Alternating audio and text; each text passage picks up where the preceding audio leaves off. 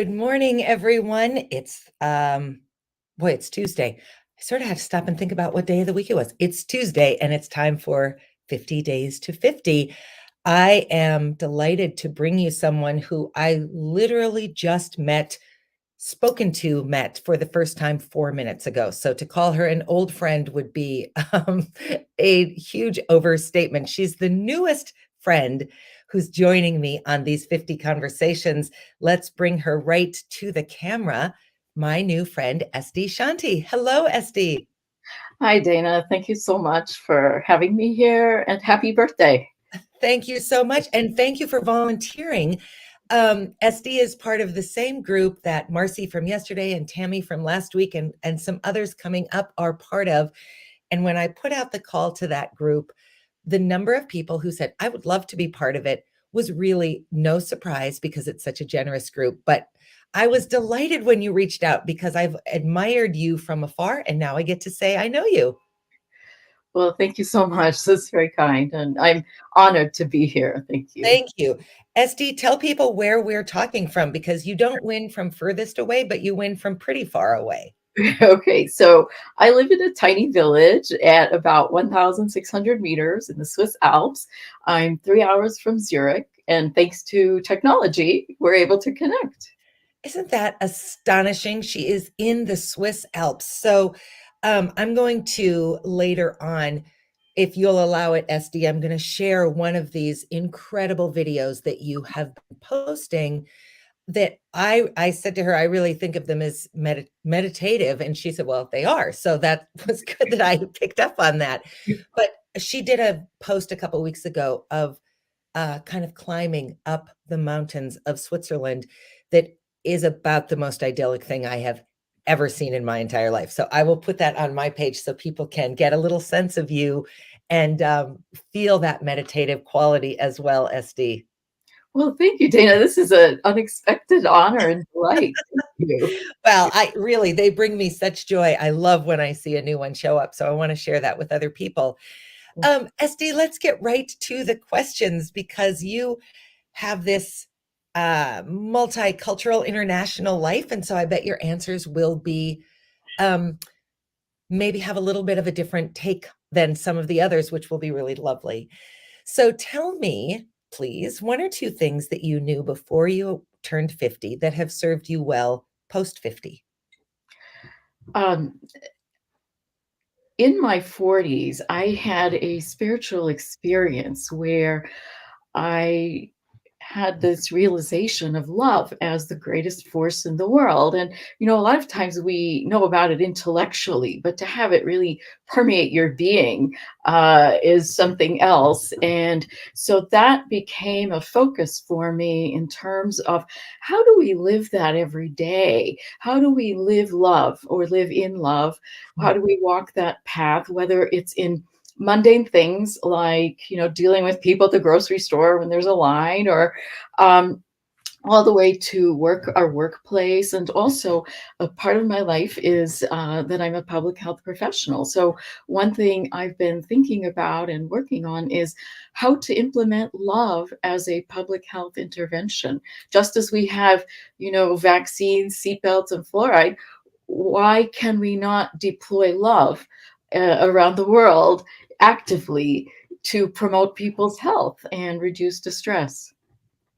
Wow, that is aspirational and really beautiful because, of course, we all know anyone who lives in or deals with any aspect of public health, mental health, addiction, crisis, all those things knows that it's isolation, loneliness, and a lack of often self worth, but also a lack of worth from other people that causes such incredible distress.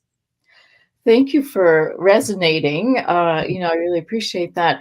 Henry David Thoreau said that massive men lead lives of quiet desperation. Inspiration. And I operationalize that as a social syndrome comprised of poverty, illiteracy, violence, depression, and inequality.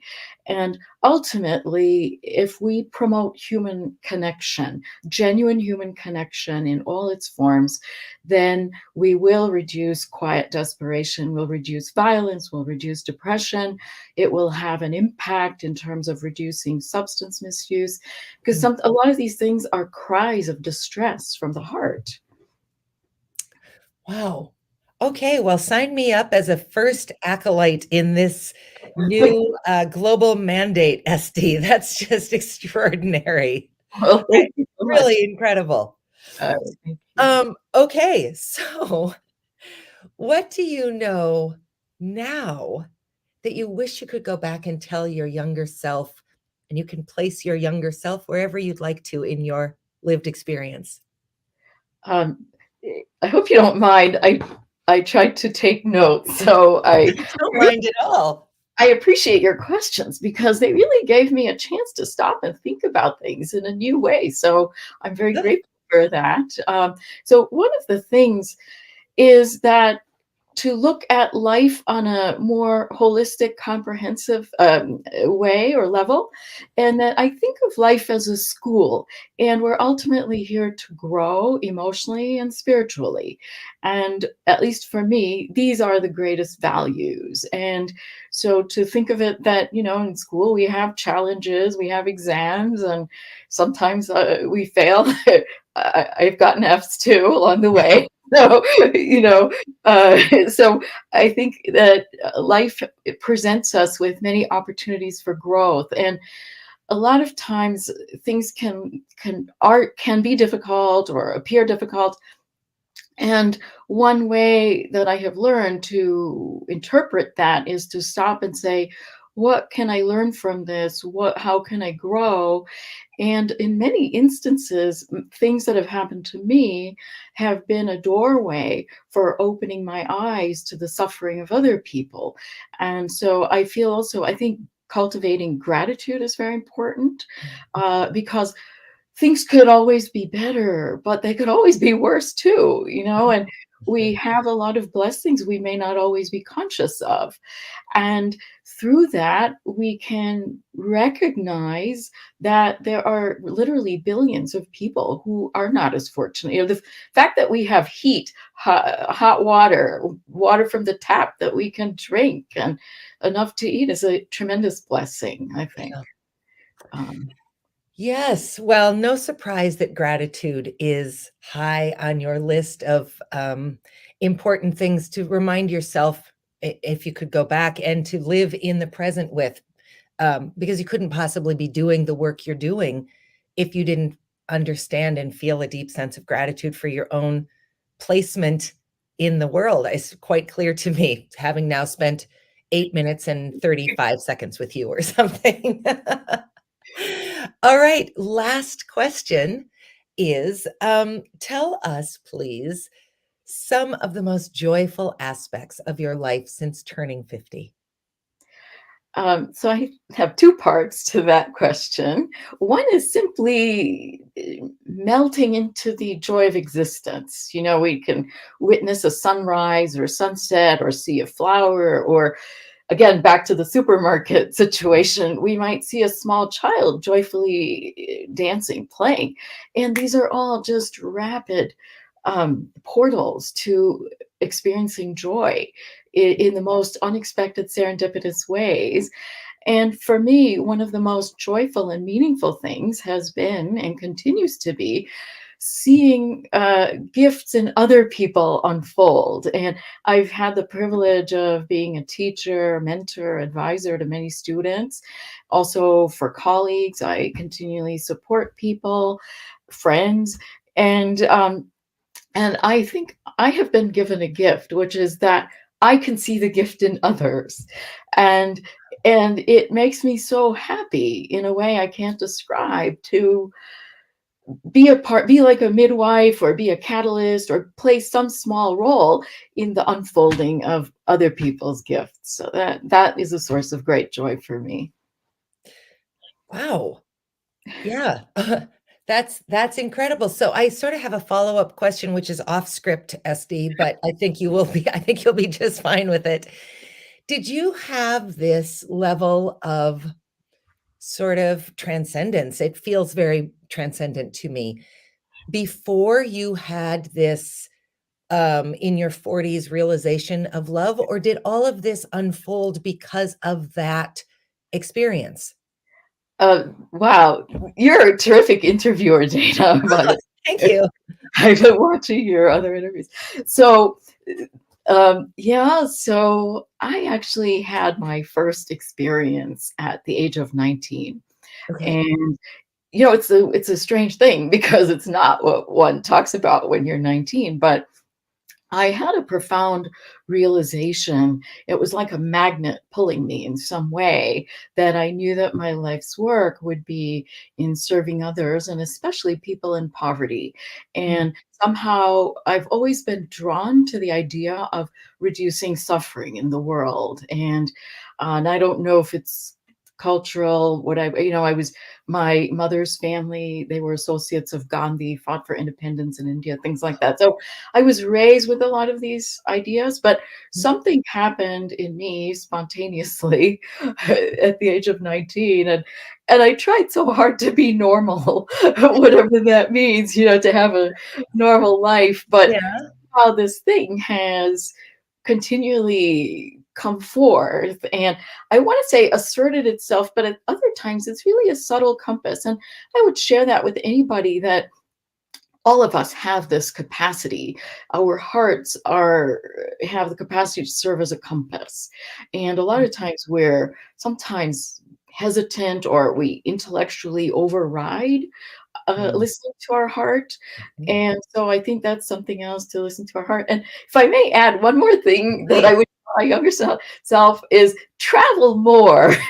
uh, Mm, I'm fortunate that I did get to travel and I have traveled as much as I have, but there were opportunities. And so if there's anybody who's listening, like, I had the chance, for instance, in Barcelona to mm, have a long layover. I was on my way to a conference somewhere else and I could have stopped and seen the city. And I thought, there'll be another chance. It's okay. But, mm. sometimes life only presents us with these solitary opportunities. And yes, technically, Barcelona is always there. I could just fly there, but it doesn't always work that way. And life gets a little more complicated with time. So that's something I would also encourage Mm. people to consider. I agree with that wholeheartedly.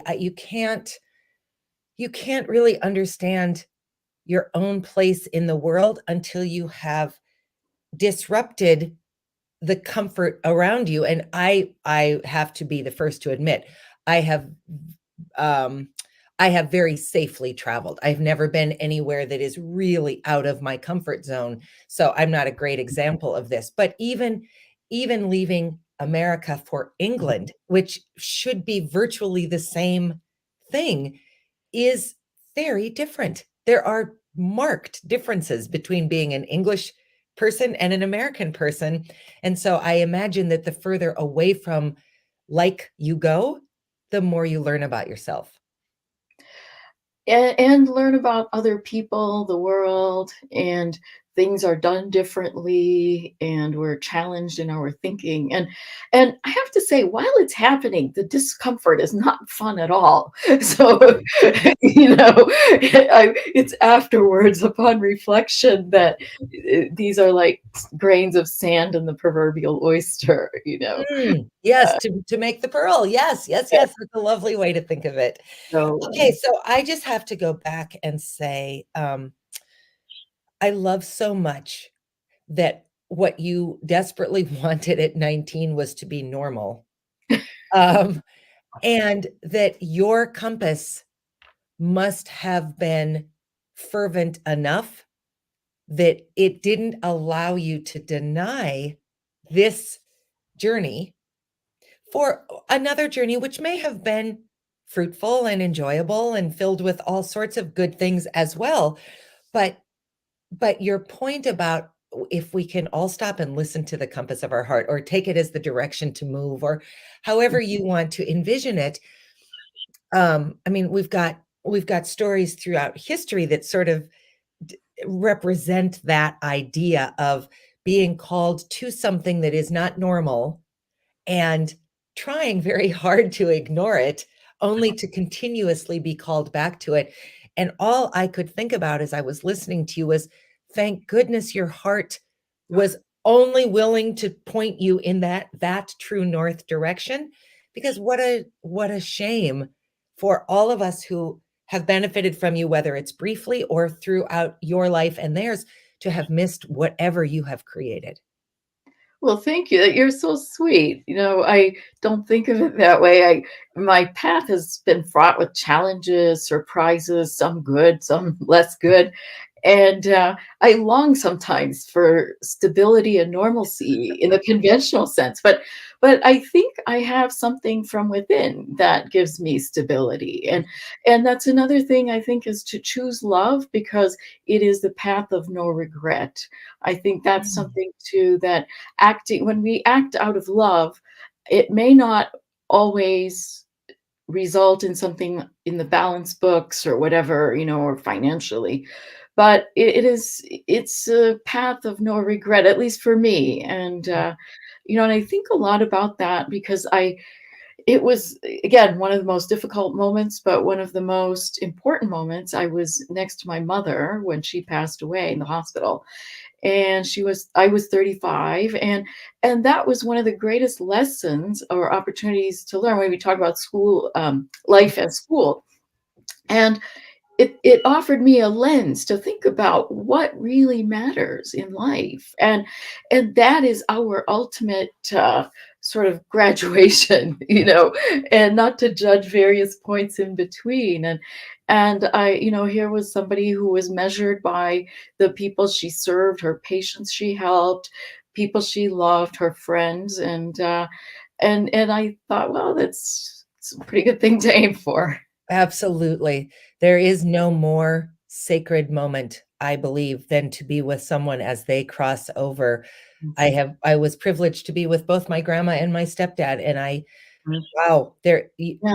you do gain a different understanding of our purpose by being in that very, very quiet, privileged moment. It is extraordinary, unlike anything else. Indeed, indeed. And Dana, I'm so grateful to have this conversation with you. It's not something I get to talk about every day. So thank you. Well, thank you. Oh my gosh. Thank you for saying yes. I had no idea what we would talk about. And this was exactly what I needed to hear today. And I'm going to bet other people as well. Esty, thank you for sharing your gifts and your insight with me and with my audience. Well, and thank you, Dana, and happy birthday again. Thank you so much. I will hope to stay connected to you, Esty, and everyone else. I will see you tomorrow. Have a great day. Bye bye.